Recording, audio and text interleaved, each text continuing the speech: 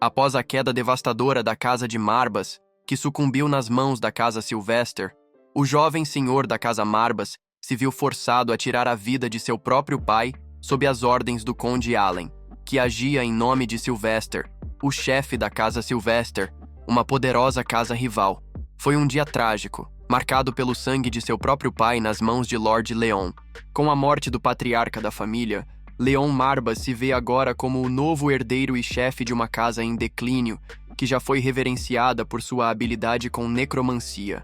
Agora, como líder da casa Marbas, Leon está à frente de uma reunião com os outros nobres que residem nas terras da casa, onde se discutem as preocupações sobre a constante ameaça de Sylvester, que tem expandido seu domínio sobre as terras de Marbas dia após dia. Os nobres insistem que Leon reforce as defesas da casa, preocupados com o que pode vir a acontecer, mas Leon, educadamente, pede que tenham paciência, pois decisões como essas não podem ser tomadas de forma impulsiva. Ele acredita que decisões precipitadas podem ser um péssimo sinal para o futuro da sua casa. Os nobres, ainda assim, continuam insistindo, pois temem que o tempo esteja se esgotando. Após o término da reunião, Leon se vê refletindo sobre o peso de sua nova posição. Com a morte de seu pai, Lord von Marbas, ele ascendeu à liderança da casa com apenas 14 anos. A casa Marbas, que já foi temida como um clã poderoso de necromantes, agora está em ruínas. E Leon sabe que precisa aprender a governar. Ele se pergunta o que seus pais teriam feito em uma situação tão difícil, mas sabe que não pode contar com respostas do além. Mesmo que eles não possam mais lhe oferecer sabedoria, Leon ainda busca orientação para tentar restaurar a grandeza de sua casa. Ele se dirige ao escritório que pertencera a Wellen von Marbas, o fundador da casa Marbas, e também o único necromante do continente em sua época. Acredita-se que a ascensão da casa Marbas tenha ocorrido por conta de sua habilidade extraordinária no campo de batalha. Porém, desde a morte de seu patriarca, a linhagem da família lutou para produzir outro necromante à altura, o que levou à decadência da casa. Ao entrar no escritório, Leon pega um livro que narra a linhagem de sua casa com a história de Wellen von Marbas. Ele lê sobre como o patriarca original dominava seus inimigos com uma facilidade impressionante, controlando mortos-vivos com maestria. Segundo o livro, Wellen fez um pacto com o diabo, Marbas, e obteve o poder de dominar o continente através de um artefato temido, o Necronomicon. Esse livro, que Leon segura em suas mãos, é o próprio Necronomicon, uma herança preciosa passada por seu progenitor. Através desse tomo, a Casa Marbas se tornou a única casa de necromantes do continente. Quando Leon abre o livro, uma voz misteriosa se faz ouvir em sua mente. A princípio assustado, Leon percebe que é uma comunicação telepática, algo extremamente estranho, já que o escritório está protegido por um campo anti-magia. Ele então pergunta quem está falando com ele, e a voz lhe assegura que não há razão para temer, já que não representa ameaça alguma. Embora intrigado, Leon não sabe se pode confiar nessa voz misteriosa, mas decide questioná-la. De repente, uma enorme criatura, um leão mítico, surge diante dele. Leon, perplexo, pergunta onde exatamente estão, e o leão revela que ele parece desconhecer a existência do poderoso leão negro, sugerindo que seus antecessores nunca lhe falaram sobre ele.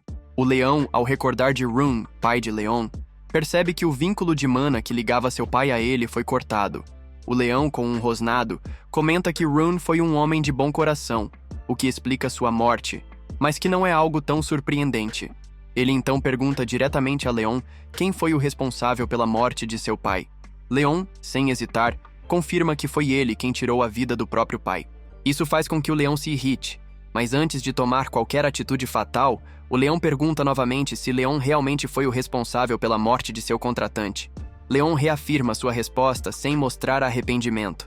O leão, furioso, começa a liberar um fluido escuro e carmesim que atinge Leon, e através desse fluido, ele revê os eventos do passado relacionados à morte de seu pai. Ao ver a expressão impassível de Leon diante de sua ação, o leão percebe que Leon foi despojado de seus sentimentos. Apesar de ser ele quem efetivamente cortou a guilhotina, o leão sente que algo mais profundo está acontecendo. No entanto, Leon insiste que ele é o responsável pela morte e que não há sentido em negar essa realidade. O leão então começa a perceber algo mais profundo em Leon. uma aura sinistra que emana de seu corpo, tão poderosa que até o grande leão começa a se encolher diante dela. Agora, o leão está convencido de que Leon possui um potencial ainda maior que seus ancestrais. Com isso, o leão se apresenta como Marbus, um dos 72 demônios do inferno, e revela que foi ele quem ensinou Velen von Marbas a arte da necromancia. Leon, ouvindo isso, se lembra das histórias sobre o leão, que foi o responsável por ensinar seu progenitor. O leão confirma, acrescentando que agora está vinculado ao Necronomicon. Leon se lembra das palavras de seu pai, que sempre dizia que a necromancia estava no sangue de Marbas, e se pergunta por que o grande leão abandonou a casa. O leão então revela que a razão pela qual a casa Marbas não produziu mais necromantes à altura de Velen é que seus descendentes eram simplesmente fracos demais. Nenhum dos descendentes de Velen possuía o mesmo talento. Por isso, a casa está em declínio. Leon, ao refletir sobre isso, entende que a natureza dos seres fortes é devorar os fracos, e que seu pai, como líder da casa, nunca teve o que era necessário para restaurar a grandeza da família. Leon, sem remorsos pela morte de seu pai, decide carregar o fardo de sua casa nos ombros. Ele então faz uma proposta ao leão. Quer um pacto para obter o poder da necromancia. O leão, com um sorriso astuto, lembra que um pacto exige algo em troca, algo que Leon está disposto a oferecer. Quando Leon pergunta o que o leão deseja, ele é surpreendido pela resposta. O leão quer todas as facetas do ser de Leon. Essa exigência para Leon soa como música, e ele está mais do que disposto a ceder. A cena então corta para uma reunião entre os nobres da casa Marbas. A única ausência notável é Leon, que não foi convidado para a reunião. Sir Keral, um homem de barba branca, começa a expressar suas preocupações, afirmando que Leon não tem autoridade suficiente para tomar decisões importantes para a casa. Ele sugere que deveria ser ele, como tio de Leon, a assumir o controle da casa. Outros nobres permanecem em silêncio, o que serve como confirmação para as palavras de Sir Keral. Com isso, ele planeja assumir o comando da casa em um futuro próximo, acreditando que está em uma posição melhor para liderar, já que é o parente mais próximo de Leon. Um homem rapidamente se posiciona ao lado de Sir Turnell, acreditando que seria um grande erro ir contra ele, já que a outra opção é um jovem imaturo que nem alcançou a maioridade. Ele não quer deixar decisões importantes nas mãos de alguém tão inexperiente e indesejável como Leon. Lentamente, mas com firmeza, os outros membros começam a apoiar Sir Kernal para assumir a liderança dos assuntos da família.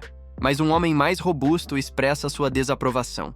Ele defende que Lord Leon é o único herdeiro legítimo do patriarca anterior, e que jamais houve precedentes na história da família para desconsiderar a linha de sucessão direta. Em resposta, outro homem não consegue esconder seu desagrado e argumenta que, de que adianta preservar a linhagem se a família inteira pode ser destruída? Ele lembra que, enquanto falam, os exércitos dos bandidos de Sylvester marcham em direção a Marbus. Ele reconhece a preocupação do homem gordo sobre o direito de primogenitura, mas acredita que isso é irrelevante diante do fato de que todos irão morrer se continuarem a seguir cegamente um líder incompetente. Mesmo assim, o homem gordo persiste em sua crítica, dizendo que todos ali devem sua posição à graça do falecido patriarca e que, por isso, todos deveriam lutar até o fim pela casa, mesmo que o patriarca interino ainda não tenha conseguido reunir apoio suficiente. O homem gordo se recusa a assistir passivamente seu tio, Sr. Kernel, usurpar o lugar legítimo de Leon. Esse homem gordo, Pullen, parece ser um devoto seguidor do patriarca anterior. Nesse momento, o Sr. Kernel se levanta, reconhecendo que, pelo menos, parece ter um apoio genuíno de Pullen. Ele responde de maneira ríspida, desafiando a lealdade de Pullen. Sir Kernel acredita que ele não tem a perspicácia necessária para ver que este é um acordo fechado. Ele se aproxima de Pullen, colocando a mão em seu ombro com uma postura ameaçadora e lhe aconselha a pensar antes de falar. Ele lembra a todos que estão ali com um único propósito: fazer uma escolha difícil, mas que será o menor mal para a casa. Em seguida, sugere que Pullen evite atrapalhar sua sobrevivência, pois uma decisão errada pode resultar na morte de todos. A conversa então muda de foco para Leon, que se encontra em meio a intensas negociações com o Leão Negro. O Leão Negro menciona como com as recentes mudanças no pacto, seu poder foi significativamente reduzido. Ele também recorda com certo desdém como o pai de Leon, seu contratante, era muito mais poderoso, possuindo uma reserva de mana muito maior. Leon reflete sobre como, ao fazer um pacto com um demônio, a energia mágica de seu contratante é essencial para repor a reserva do demônio. Ele então questiona o Leão Negro sobre qual será o próximo passo. O Leão Negro, transformando-se em um gato fofo, responde que isso será menos desgastante para ele. Leon fica aliviado ao perceber que agora, o Leão Negro parece um simples animal de estimação, mas o leão não gosta nada dessa comparação e lança um olhar mortal para Leon, exalando uma aura ameaçadora. Finalmente, o Leão Negro se prepara para seguir em frente.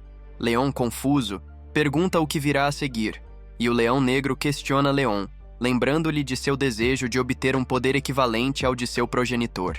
Leon admite que deseja esse poder, e o leão o lembra de que, para alcançar esse nível, ele deve seguir os passos de seu antepassado e buscar o santuário secreto do progenitor. Antes de partirem, o Leão Negro adverte que essa jornada pode custar a vida de Leon, e questiona se ele ainda aceita o risco. Leon, sem hesitar, confirma sua decisão, e o leão começa a liderar o caminho. Após uma breve jornada, eles chegam à densa floresta da névoa, pertencente à Casa Marbus. O Leão Negro revela que essa floresta pode se tornar um labirinto insondável para qualquer um que não seja da linhagem Marbus.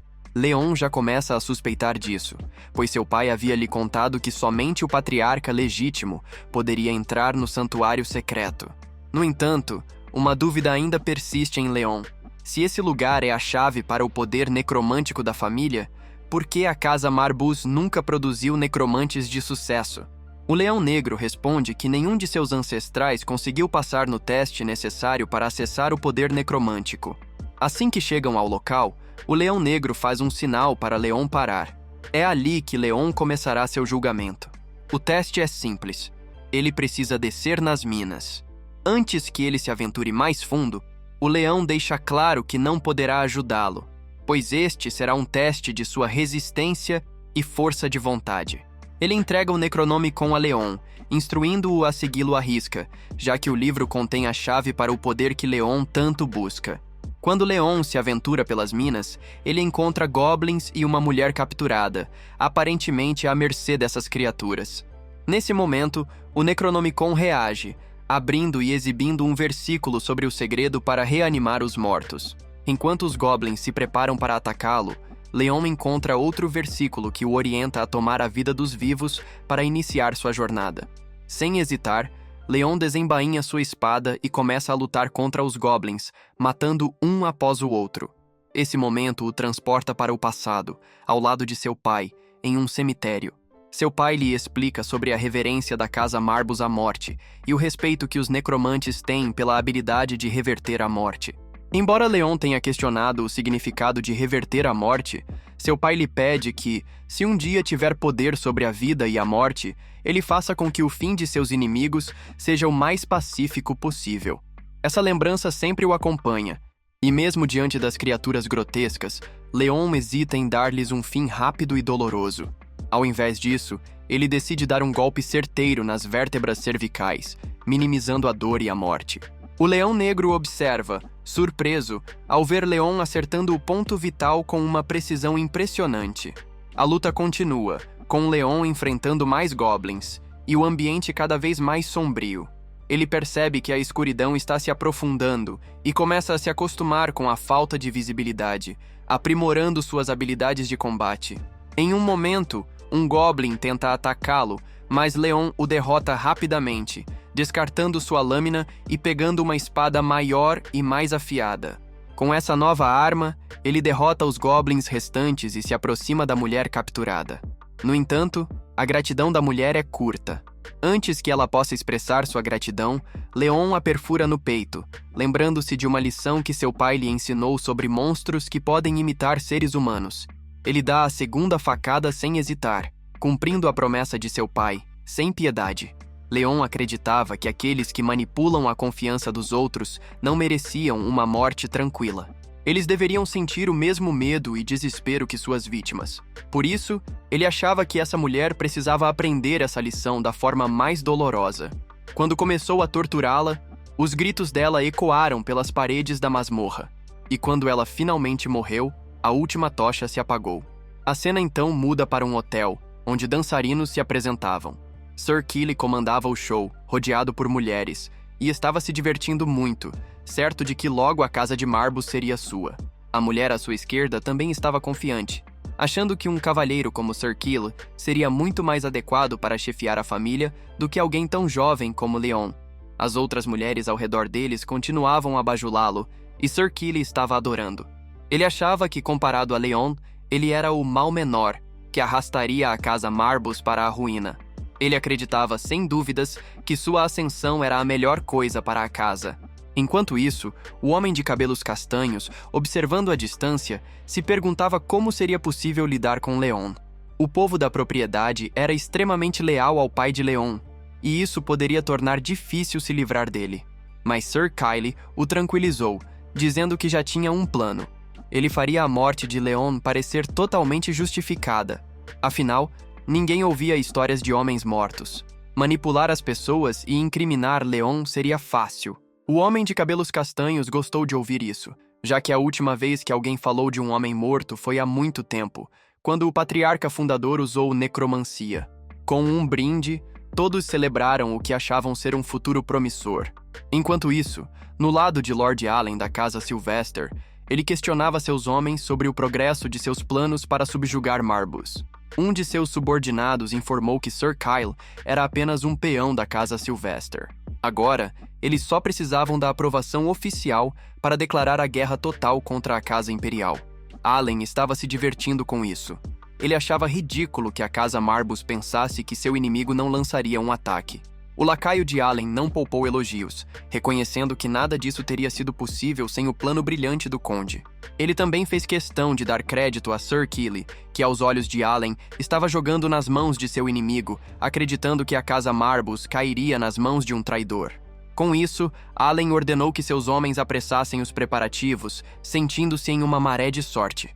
Primeiro, o idiota do pai de Leon foi decapitado pelo próprio filho, e agora o próprio Leon seria o próximo.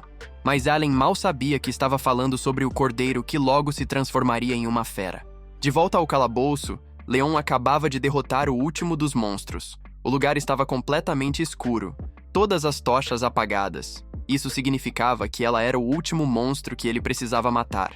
Assim que ele pensou nisso, as tochas se reacenderam, aliviando Leon. Enquanto isso, o Leão Negro, extremamente empolgado por ter Leon como seu contratante, saltou sobre ele, fazendo Leon cair em uma poça de sangue.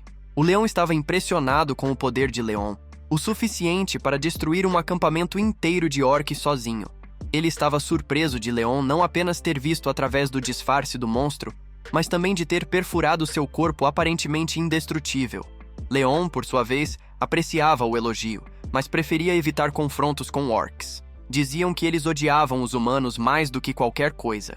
No entanto, o Leão Negro estava fascinado por como Leon conseguiu ver através do disfarce.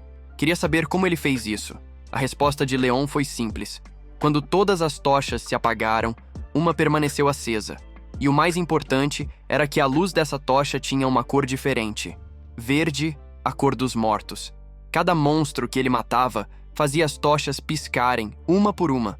E a última tocha permaneceu acesa até o fim, o que foi suficiente para Leon perceber que a mulher era um monstro disfarçado.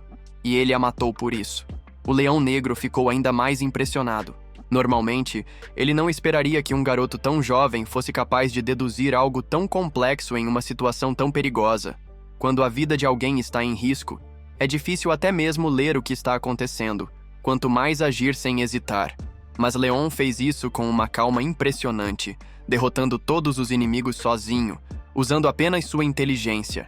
Embora o Leão Negro estivesse inicialmente preocupado com as reservas de mana de Leon, ele agora acreditava que o potencial de alguém não deve ser medido apenas pela quantidade de mana que possuem. Ele estava convencido de que Leon tinha algo mais, algo extraordinário, e isso o deixava ainda mais animado. Ele estava ansioso para ver o que Leon faria a seguir. Agora que Leon completou o primeiro teste, O próximo passo era dado. Sua primeira tarefa tinha sido tirar a vida de um ser vivo, e agora ele tinha o Necronomicon. O livro instruía-o a levantar os caídos. Pensando nisso, Leon só podia entender que precisava criar mortos-vivos a partir dos goblins que ele acabara de massacrar. E assim, ele estava prestes a dar seu primeiro passo verdadeiro para se tornar um necromante invicto. Esse pensamento o deixou completamente empolgado. Leon então seguiu as instruções, conectando fios de mana aos corpos dos goblins. Esses fios eram chamados de linhas da morte, e cada um ligava a alma dos mortos a esse mundo.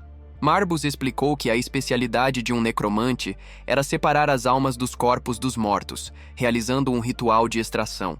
Após imbuir essas almas com seu próprio mana, o necromante poderia iniciar a magia de reanimação. Isso foi rapidamente mostrado quando os goblins ressuscitaram, com uma aura negra ao redor de suas cabeças. Marbus usou um dos goblins para atacar Leon, mas parou o ataque no último momento, explicando que essa parte do processo era chamada de marcação. Embora houvesse várias formas de ressuscitar mortos-vivos, aquele método favorecia os monstros. O demônio prometeu ensinar Leon mais sobre outras formas de necromancia mais tarde. Agora, com isso aprendido, Leon estava pronto para repetir todo o processo. Mas antes, uma dúvida surgiu em sua mente. Lembrou-se das palavras de seu antecessor sobre como ressuscitar um humano seria muito mais difícil do que ressuscitar um monstro. Leon então se perguntou se ele estava no nível certo para tentar ressuscitar um humano, talvez um de seus guerreiros mortos-vivos. Isso fez Marbus se questionar qual humano Leon teria em mente para sua magia, e Leon, com um sorriso sarcástico, mencionou o nome de Kel, seu tio, o traidor que estava tentando tomar o controle da família. Enquanto isso, Sir Keeley estava falando mal do pai de Leon, considerando-o um tolo, e se via como alguém destinado à grandeza após a morte de seu irmão.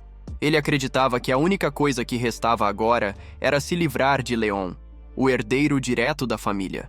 Mas, ao contrário de qualquer pessoa normal que ficaria com peso na consciência, Keeley não sentia culpa nenhuma. Na verdade, ele até queria comemorar, ao invés de se preocupar. Mas enquanto todos comemoravam, um tremor forte atingiu a estrutura. O lustre caiu, assustando a todos. Keeley demorou alguns segundos para processar o que estava acontecendo, e ninguém acreditava que o estabelecimento pudesse ter sofrido um terremoto tão forte, especialmente sendo encantado por um artefato mágico. Os olhos de Keeley se afastaram enquanto ele sinalizava para seus homens ficarem quietos e, com uma voz autoritária, questionou quem estava por trás da intrusão, zombando de quem pensava em tirar sua vida. Mas a voz de Leon ecoou de volta, zombando de seu tio por ter ideias tão ridículas. Seus olhos âmbar fixaram-se em Keeley, que o considerava um simples menino, um patriarca inútil de uma casa destruída. Keeley mandou seus homens se livrarem de Leon, mas o rapaz não estava sozinho. Ele se declarou como o patriarca da família, deixando Keeley furioso. Keeley berrou com Leon, perguntando se o garoto estava com medo de perder seu precioso lugar como líder, agora que o pai dele estava morto. Leon, com calma, afirmou que não estava preocupado com isso, afinal, ele sabia que só ele poderia se proteger. Keeley riu, achando que Leon estava sendo tolo, vindo sozinho desafiar seu tio. Mas o que Keeley não sabia é que Leon estava longe de estar sozinho. Quando o chão tremeu novamente, ele percebeu a presença de necromancia. A visão dos mortos-vivos era algo impossível de ignorar. Keeley, surpreso, murmura sobre como seu irmão, o falecido patriarca, nunca teria conseguido dominar essa habilidade. Leon, no entanto, enfatizou que a Casa Marbus já tinha um histórico de necromancia no passado. Desesperado, Keeley ordenou que seus homens se livrassem de uma vez dos goblins mortos-vivos. Mas assim que uma das lâminas estava prestes a atingir Leon, um dos goblins contra-atacou, desviando a lâmina com força. O homem ficou totalmente vulnerável, e antes que pudesse reagir, foi cortado no abdômen por outro goblin.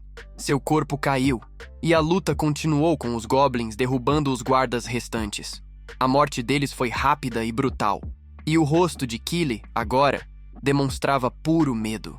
Ao testemunhar essa cena aterradora, o traidor não consegue deixar de pensar que está lidando com um verdadeiro psicopata. Os goblins destroem os soldados de Kel, mas ele fica paralisado, incapaz de processar o que está acontecendo. O massacre à sua frente é algo que ele nunca imaginou ver.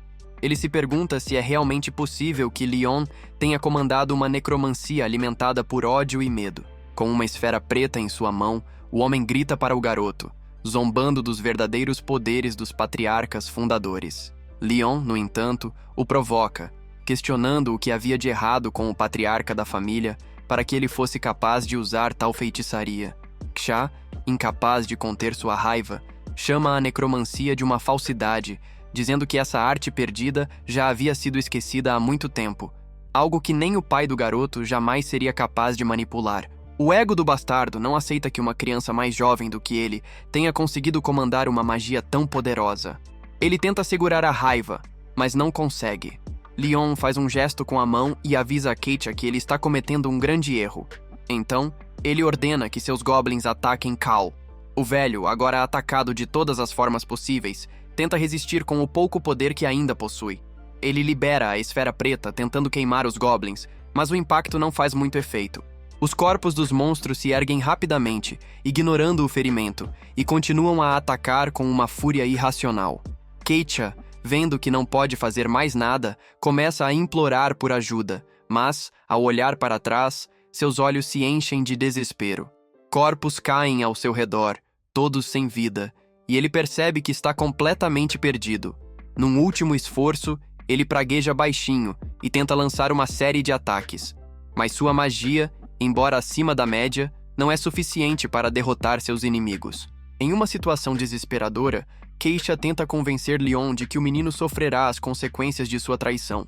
Mas Leon apenas ignora o que ele diz e manda um dos seus goblins perfurar o peito do velho. A lâmina entra com facilidade, causando uma dor intensa enquanto o sangue escorre pelo chão. Keitcha tenta lutar de novo, usando o que resta de sua magia, mas logo perde o controle. Ele tenta, em vão, encontrar alguma forma de resistência, considerando Leon um traidor por atacar um de seus próprios. Leon, no entanto, desvia para outra questão, falando sobre uma memória que ele compartilhou com seu pai sobre a história do continente. Ele entende que cada terra tem seus próprios vencedores e perdedores, e é apenas uma questão de tempo até que esses papéis sejam invertidos. Ksha acha que Leon está perdendo seu tempo tentando ensinar-lhe algo, mas Leon segue com seu discurso, dizendo que apesar de ser frio e calculista, ele aprendeu algo importante. O perdão só é dado ao vencedor. E de certa forma, Cal já havia sido o vencedor, mas traiu a confiança do patriarca, buscando poder para si. Agora, a situação é outra. A verdade é amarga. E Leon não hesita em expor tudo o que Keitcha fez. Ele sequer se dá ao trabalho de dizer um adeus ao tio traidor, esperando que Cal sofra até a próxima vida. Os goblins balançam suas lâminas, e Cal finalmente cai. Seu grito agonizante ecoa, e sua vida chega ao fim. Marbus, que estava observando a cena, fica impressionado com os métodos implacáveis de Leon. Ele mal consegue acreditar que um necromante novato seja capaz de controlar seus poderes com tanta precisão, como se tivesse anos de experiência. Enquanto isso, uma reunião urgente do conselho está em andamento, onde os nobres se questionam sobre os motivos de Cal para convocá-los. Alguns acham que ele está agindo de forma estranha ultimamente. Um membro, mais perspicaz, acredita que algo importante deve estar acontecendo, pois a convocação foi feita com rapidez. Eles discutem as ações de Cal e o possível ataque à casa Marbus, enquanto a outra parte está mais fraca. No entanto, nem todos acreditam que uma guerra seria tão arriscada, já que um conflito entre clãs requer a permissão dos chefes. A reunião começa a ser tomada por um clima de incerteza, até que Leon aparece. Todos esperavam ver Cal, mas o garoto, com sua presença imponente, ocupa seu lugar. Ele logo revela que Cal não está mais presente. Na verdade, ele está morto, e Leon é o responsável. Ele fala calmamente, deixando todos sem palavras. Quando um dos conselheiros questiona as razões por trás do assassinato, Leon responde com frieza. Cal traiu a família e vendeu informações para a casa adversária. E mais, ele ousou tentar tomar o lugar de Leon como chefe do clã. Os conselheiros, percebendo que estavam sendo manipulados por Keitcha, rapidamente se alinham com Leon, temendo o que poderia acontecer se não o apoiassem. Ele usa necromancia para invocar os mortos, e o corpo de Cal se ergue diante deles. Leon ordena que o cadáver confesse seus crimes, e a verdade vem à tona. Todos sabiam que Cal era um traidor, mas ninguém se atrevia a confrontá-lo até agora. Leon, então, usa a necromancia para tornar os membros do conselho cúmplices. Eles tentam se defender, mas é tarde demais. O jovem patriarca, agora no controle total, faz justiça com suas próprias mãos, e os goblins destroçam os traidores um a um. Sem misericórdia, ele extermina todos os que se opuseram a ele, abraçando seus poderes de necromancia com determinação. O corpo de Cal é usado como símbolo da punição, e com a sala limpa, Leon começa a planejar seus próximos passos. Antes de sair, ele exige saber onde está Pen, e ao descobrir que está preso nas masmorras, ordena que o servo o conduza até lá. Ele avisa aos outros servos que estão livres para ir embora, mas que, se optarem por ficar, não poderão culpar Leon por nada que aconteça. Em outro lugar, Allen recebe uma carta com boas notícias. A Casa Imperial se voltou contra a Casa Marbus. Ele sorri, sabendo que a queda da casa adversária é inevitável. E apesar de tudo, ele não se preocupa, pois acredita que o único obstáculo agora seria o surgimento de um necromante poderoso ou o retorno impossível da Casa Marbus. Leon, ao observar a situação das masmorras da Casa Marbus, sente que a confiança de Allen está se reforçando. Ele acaba encontrando Pullen preso em uma cela. Assim que Pullen o vê, começa a implorar e pedir desculpas, assumindo que foi ele quem permitiu que as ambições sombrias de Kel levassem tudo à ruína, colocando Leon em grande risco. Dominado pela culpa, ele insiste que merece a morte por seu fracasso. Porém, Leon vê as coisas de forma diferente. Para ele, Pullen foi o único a se opor a Caral, provando sua lealdade, o que o torna um recruta valioso. Por isso, Leon ordena que ele se levante, dizendo que há muito a ser feito e que ele precisa de seus serviços. Pullen, surpreso, não entende que tipo de serviço Leon precisaria de alguém como ele. Leon, percebendo que um enxame de moscas voa ao redor de Pullen, apenas diz para ele se lavar e encontrá-lo em seu escritório para discutirem os detalhes. Pullen concorda, demonstrando uma lealdade renovada. À medida que a noite cai, Leon fica próximo à sua janela, observando a paisagem. Marbus, em sua forma de gatinho, está empoleirado em seu ombro, preguiçosamente se limpando. O gato quebra o silêncio, perguntando qual será o próximo movimento de Leon. Leon hesita, perdido em seus próprios pensamentos, até que Pullen chega. Para surpresa de Pullen, Leon apresenta um plano ousado: personificar Karcha para enganar a Casa Sylvester. Pullen imediatamente expressa suas preocupações, argumentando que uma personificação convincente seria quase impossível. Porém, Leon, com confiança, usa outro método. Sem hesitar, ele invoca um doppelganger que assume a aparência exata de Caral, bem diante dos olhos de Pullen. Atônito, Pullen mal pode acreditar no que está vendo. Leon acaba de invocar uma criatura morta-viva com facilidade. Ele já havia ouvido rumores sobre as habilidades de Leon, mas testemunhar isso em primeira mão o faz perceber o quanto o necromante é poderoso. Apesar da surpresa, Pullen ainda tem dúvidas. Embora o doppelganger possa parecer com Caral, controlar a criatura perfeitamente, de forma convincente o suficiente para enganar a Casa Sylvester, é uma outra história. Ele expressa sua preocupação, temendo que o engano seja descoberto rapidamente. Pullen explica que um morto-vivo não pode replicar perfeitamente os padrões de fala, a caligrafia ou o comportamento de uma pessoa. No entanto, Leon revela que este não é um simples morto-vivo, mas uma ilusão criada por um doppelganger. Esse ser não só imita a aparência, mas também retém as memórias e personalidade da pessoa. Para demonstrar isso, o doppelganger canaliza a magia de Caral, surpreendendo Pullen pela precisão. Leon relembra o momento em que encontrou a criatura pela primeira vez na masmorra, enquanto procurava um livro. Na época, o doppelganger havia assumido a forma de uma mulher, e após matá-la, Leon exigiu que ela revelasse seu nome. Foi então que Marbus revelou que se tratava de um doppelganger, uma entidade capaz de replicar aparência, personalidade e até habilidades. Naquela ocasião, o doppelganger estava imitando um viajante que havia matado junto com seu companheiro. Leon, sem hesitar, usou sua magia necromântica para trazer o doppelganger de volta à vida. O que antes era um servo do fundador da Casa Marbus, agora pertencia ao seu descendente. Depois de tantas décadas, a criatura finalmente retornou ao seu legítimo mestre. No entanto, o demônio Marbus não gostou nada disso. Ele estava furioso ao ver Leon favorecendo o doppelganger em vez dele. O demônio o avisou de que a criatura só pode se transformar em um alvo que um necromante tenha encontrado, com a condição de que esse alvo não seja mais poderoso que o conjurador. Marbus lembrou Leon de que ele ainda era fraco e que não deveria se envolver demais com os assuntos da casa Marbus, pois não tinha uma solução permanente para os problemas da família. Leon, contudo, discordou.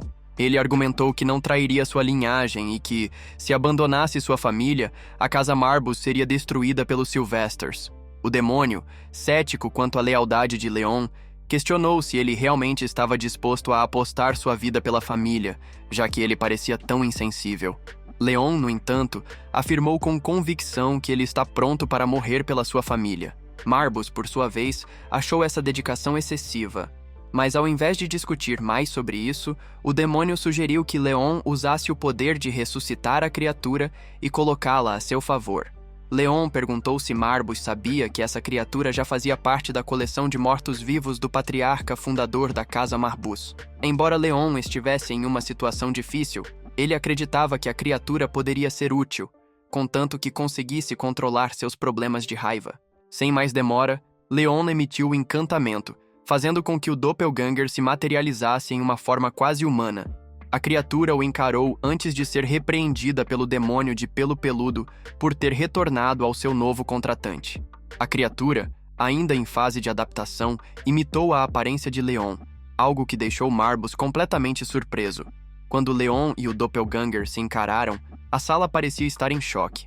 Leon estava mais do que convencido de que esse truque funcionaria para uma missão de espionagem contra os Sylvesters. Depois de confirmar a utilidade do Doppelganger, Pullen fez uma pergunta final. Ele perguntou por que o patriarca ainda defendia tanto a casa Marbus, mesmo sabendo que fugir seria uma maneira mais inteligente de garantir sua sobrevivência. Era uma pergunta semelhante àquela que Marbus havia feito antes, mas Leon se manteve firme em sua resposta. Ele acreditava que sua missão era proteger a casa Marbus e não permitir que os Sylvesters destruíssem tudo o que sua família construiu. Enquanto isso, Crow, o Doppelganger, estava de volta e pronto para servir Leon. A criatura, uma das últimas heranças deixadas pelo patriarca fundador, agora estava sob o controle de Leon, e ele estava pronto para usar suas habilidades assassinas para cumprir suas missões. Crow, no entanto, parecia gostar de irritar Marbus com suas provocações, o que deixava o demônio furioso. Leon, agora com uma força considerável ao seu lado, estava pronto para enfrentar qualquer desafio que surgisse. Mesmo que a guerra contra os Sylvesters estivesse declarada, ele sabia que a melhor forma de seguir em frente seria agir com inteligência e não hesitar. Ao receber uma carta de guerra dos Sylvesters, Leon percebe que o tempo está se esgotando, mas ele não teme o que está por vir. Enquanto isso, os rumores sobre o desaparecimento de Kira se espalham pela cidade, e muitos acreditam que isso é um sinal de que algo ruim está por vir. No entanto, Leon está determinado a enfrentar o que vier pela frente, convencido de que a Casa Marbus ainda tem um futuro a ser conquistado. Quando os moradores da cidade começam a comentar sobre a perda de seu tio, Leon os corrige, dizendo que seu tio ainda está vivo, mas doente. Ele sabe que é melhor que acreditem nisso, pois assim manterá a calma entre os aliados de sua família. Depois disso, Leon observa que muitos estão mais leais a seu tio do que ele imaginava, e ele decide usar isso a seu favor. Ele ordena a Pullen que silencie qualquer um que tenha espalhado boatos ou notícias falsas sobre seu tio. Pullen, seguindo as ordens, pergunta por que Leon veio ao centro da cidade sozinho. A caneta teria facilmente transmitido suas palavras, mas Lon insistiu em resolver a situação pessoalmente. Quando chegaram do lado de fora do centro da cidade, Marbus começou a perceber uma forte energia mágica vindo de dentro. Ao entrarem, Leon pediu que todos ficassem esperando na entrada até seu retorno. Pullen concordou, mas não escondeu sua preocupação com a segurança do jovem mestre. Leon, então, garantiu que ele estaria bem e instruiu Pullen a fechar a porta atrás de si, para que ninguém pudesse entrar ou sair do prédio. Com isso, Leon adentrou uma sala caótica, marcada por manchas de sangue, onde cadeiras, mesas e garrafas estavam espalhadas por todo lado. Algumas pessoas estavam ocupadas tentando limpar o lugar. Entre elas, Leon viu um garoto com orelhas de lobo. Ele se virou para Marbus perguntando se aquele era o jovem de quem ele falara. Marbus confirmou que sim. O garoto era musculoso, com orelhas de lobo, e uma aura de energia intensa e poderosa envolvia seu corpo. Ao vê-lo, Marbus ficou empolgado, comentando que a família Leon nunca fora boa em identificar quem possuía potencial, mas Leon finalmente havia encontrado alguém. Ele se aproximou e pediu um momento do garoto.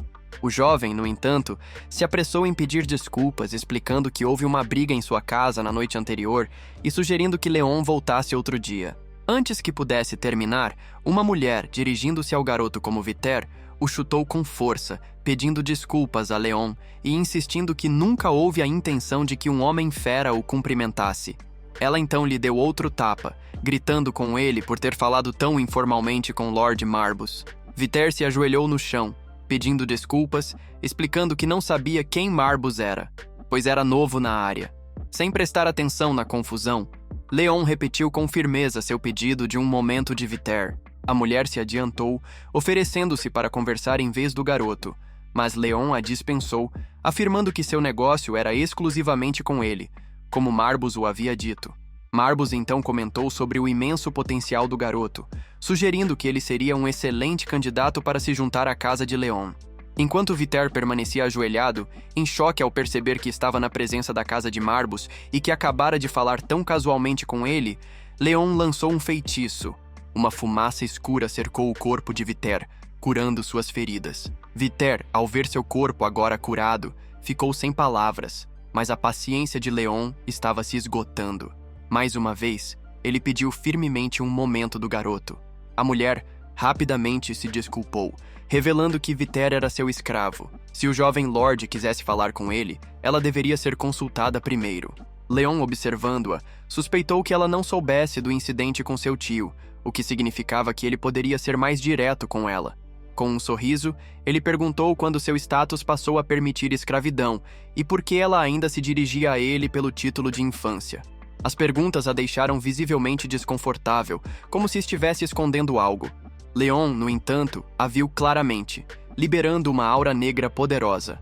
Ele abriu seu Necronomicon, chamando-a de indigna de se tornar um rei.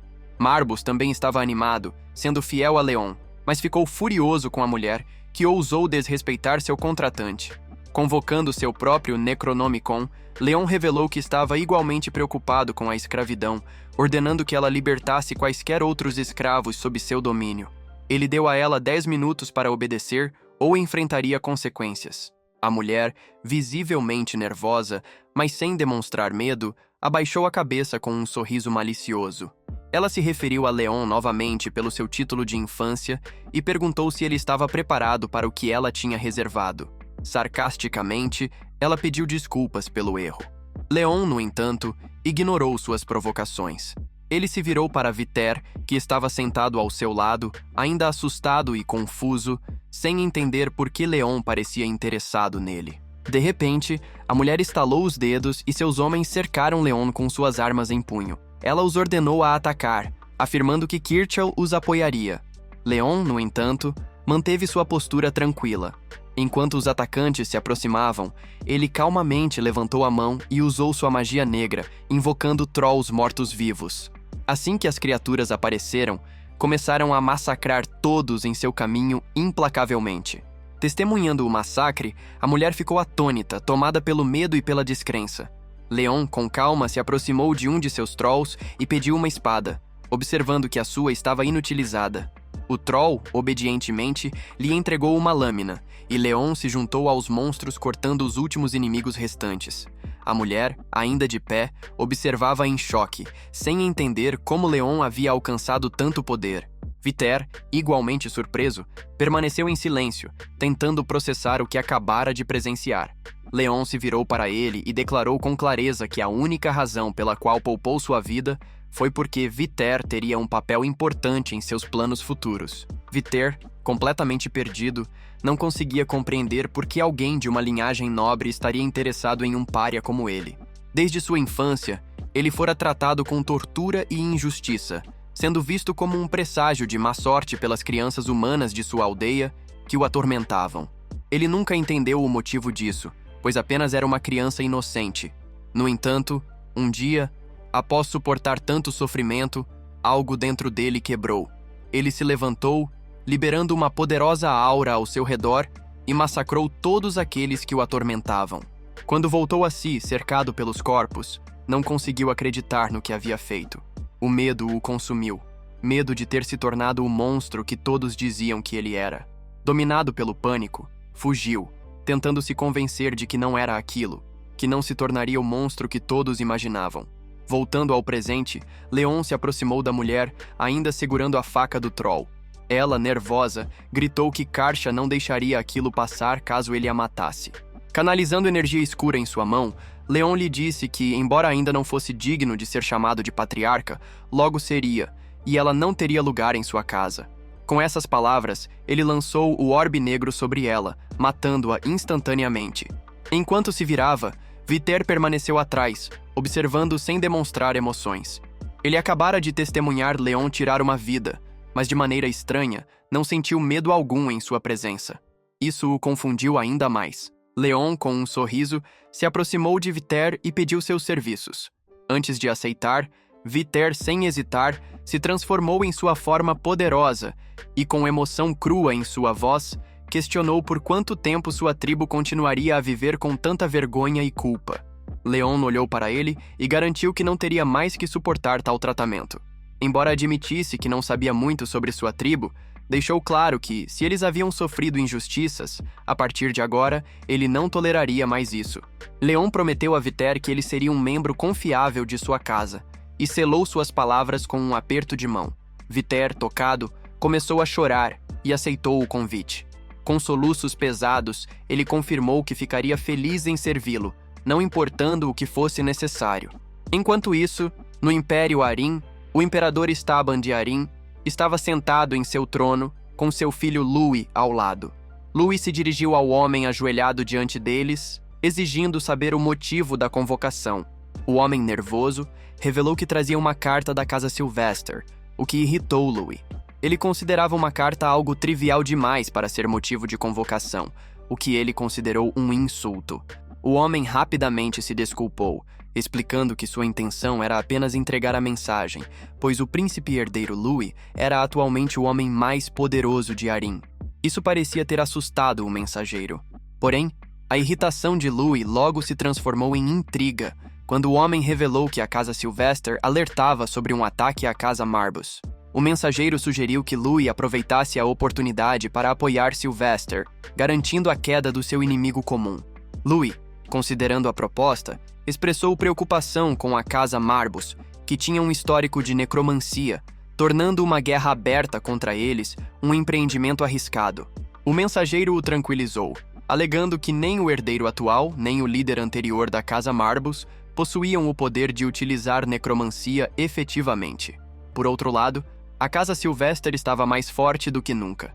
Ouviu isso, Louis concordou e instruiu o homem a enviar uma resposta confirmando o apoio de Arim à Casa Sylvester. Ele sabia que eliminar um inimigo era uma oportunidade que não podiam deixar escapar. O mensageiro se curvou respeitosamente e saiu rapidamente. Louis, satisfeito com a situação, elogiou a administração de seu pai, acreditando que ele havia criado as condições para destruir a Casa Marbus de forma fácil.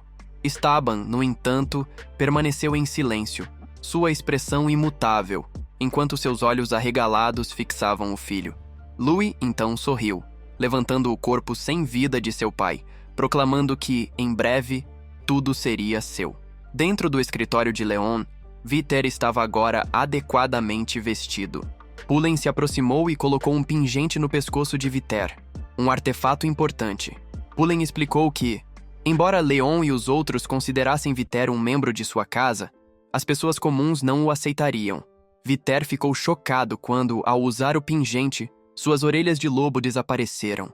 Pullen explicou que o artefato foi feito para esconder sua identidade de homem-fera, já que isso poderia atrapalhar a causa de Leon. Embora ainda confuso, Viter concordou, e um sorriso apareceu no rosto de Pullen. Leon, observando, então ordenou que todos se reunissem para discutir assuntos urgentes. Assim que todos estavam reunidos, ele declarou que palavras não eram suficientes, e que todos deveriam prometer sua lealdade a ele, não com palavras vazias, mas com ações concretas. Ele os olhou fixamente, perguntando se realmente estavam dispostos a devotar sua lealdade eterna a ele. Pullen, emocionado, começou a chorar e jurou sua lealdade a Leon com palavras sinceras. O Doppelganger também fez sua promessa. Marbus, empolgado, acreditava que a dominação e a subjugação agora estavam do lado deles. Viter, embora confuso, seguiu o exemplo de todos. No entanto, ele ficou surpreso quando percebeu que Leon estava falando não com ele, mas com a mesa. Leon, imperturbável, sugeriu então formar um pacto vinculado a Manabe, deixando claro que recusá-lo significaria não se unir a ele. Esse pacto forjava uma ligação inquebrável, permitindo que compartilhassem segredos impossíveis de serem revelados a estranhos. Todos aceitaram. Lon começa o processo, concentrando magia negra em sua mão. Ele cria um portal no chão, e uma onda massiva de energia negra explode dele, seguida por duas enormes mãos demoníacas que emergem segurando um pergaminho antigo. Quando o pergaminho se desenrola, Pullen e Viter começam a ler o conteúdo, e nesse momento, a verdadeira forma monstruosa de Marbus se revela. Ele se declara a divindade da casa e o demônio do qual a casa Marbus deriva seu nome. Sua voz profunda e ressoante ecoa pelo ambiente, e ele exige lealdade ao pacto, proclamando Leon como o soberano dos mortos-vivos. Ambos, Pullen e Viter, observam com admiração a enorme besta que se ergue diante deles, enquanto Marbus se aproxima atrás de Leon. Leon, com confiança, apresenta Marbus a seu aliado de confiança e afirma que ele tem a obrigação de tratá-los com respeito. Marbus, em silêncio, acena com a cabeça, aceitando e revelando que esse pacto será selado com suas próprias almas. Uma vez ligados, não será possível quebrá-lo. Pand, nervoso, garante que nunca tentariam quebrar o pacto. No fundo, no entanto, ele está incrédulo. O demônio Marbus, a entidade com a qual o primeiro Lord Marbus fez um contrato, está diante deles. Ele finalmente começa a entender por que Leon se tornou tão poderoso. Uma pressão de mana imensa preenche a sala. Mesmo com a sensibilidade natural de Pullen e Viter à mana, eles se veem paralisados pela presença esmagadora de Marbus. Pand não pode deixar de se perguntar o que mais Leon é capaz de fazer, mas, enquanto estão focados na besta, algo estranho acontece. Marbus, de repente, se transforma em um pequeno gatinho. Walter, assustado, está prestes a questionar o que acabou de acontecer, mas Pand rapidamente o silencia, cobrindo sua boca. Marbus percebe e pergunta o que ele estava prestes a dizer. Pensando rápido, Pand responde nervosamente, dizendo que Walter só estava admirado com o tamanho e a imponência de Marbus, já que provavelmente nunca tinha visto algo tão impressionante. Marbus aceita a explicação, mas os adverte a não revelar sua existência a ninguém, pois com a guerra se aproximando, o conhecimento sobre ele pode ser perigoso. Ele ainda explica que sua verdadeira forma só é visível para aqueles que fizeram um contrato com Leon. Para qualquer outra pessoa, ele é completamente invisível. Marbus então menciona que há muitos que favorecem Caral. Quando Walter ouve o nome, ele se lembra de um evento do passado. Ele se recorda de uma vez em que viu Karcha entregando uma carta à senhora de seu mestre. Quando Marbus ouve isso, ele se anima, percebendo que eles têm uma pista sobre a próxima movimentação. Leon pergunta mais sobre isso, mas Walter nega saber qualquer coisa a mais. No entanto, quando saíram do pub mais cedo, o Doppelganger levou uma caixa de tesouro como um espólio de guerra. Ao ver isso, Marbus lembra que o Doppelganger sempre foi ganancioso.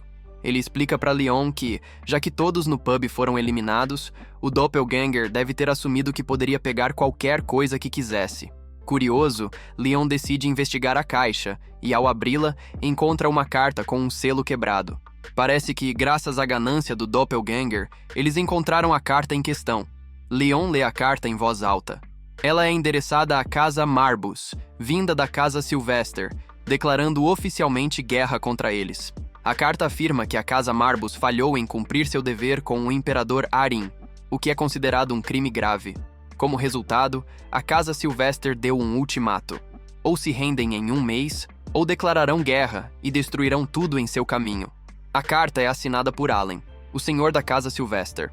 Ao ouvir isso, Pullen e Viter ficam surpresos, mas Leon acha a situação divertida. Ele revela para Marbus sua ideia de controlar os mortos-vivos com sua mente, algo que acredita que poderia ser bem interessante. Enquanto isso, no Império Sylvester, um mensageiro retorna e informa Allen que entregou a declaração de guerra à Casa Marbus. Ele também menciona que, ao ver a carta, a expressão de Cal era de puro pavor. Allen ri ao pensar em trair Cal, mas manda manter o homem vivo, pois ele acredita que Cal, apesar de tudo, ainda é um idiota útil. Eles acham que o poder nas mãos de Cal é preferível a qualquer outra coisa, por isso sua sobrevivência é vantajosa. Allen então pergunta sobre Leon, e o mensageiro responde que não há informações específicas sobre ele, mas que pode ser que Leon já tenha sido morto por Cal. Allen acha essa ideia divertida, o que faz o mensageiro questionar o motivo de ele estar tão preocupado com um simples garoto de 14 anos. Allen responde com outra pergunta, perguntando ao mensageiro o que ele acha que é a maior injustiça que a humanidade já experimentou. O mensageiro hesita antes de admitir que não sabe. Então Allen revela a resposta: enfrentar um inimigo esmagadoramente forte, do qual não há escapatória, e ver tudo desmoronando. Ele explica que não há sofrimento maior do que essa sensação. Em seguida, ele pergunta ao mensageiro o que ele faria diante de tal injustiça. O mensageiro fica em silêncio, e Allen continua, dizendo que sua preocupação está com Leon. Ele tem um talento que não pode ser percebido facilmente. O mensageiro ainda duvida, achando difícil acreditar que Leon tenha algo de especial. Mas Allen, com confiança, afirma que Leon é da linhagem de Marbus, e isso deve ser considerado em qualquer cálculo.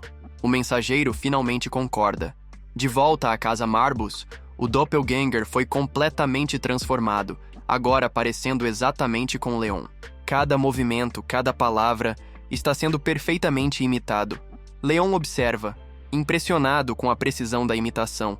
Quando o Doppelganger sorri e se volta para Marbus, zombando dele, dizendo que ele tem muito mais a oferecer do que alguém que passa o tempo como um gatinho, Marbus não perde tempo e o ataca. O choque repentino é evidente, e Walter, com a testa franzida de confusão, se aproxima de Pandy e pergunta em voz baixa se as coisas são sempre tão caóticas ali. Pandy, no entanto, ignora a pergunta e diz para ele ficar quieto. Por hoje é isso, pessoal. Vejo vocês no próximo vídeo aqui do canal.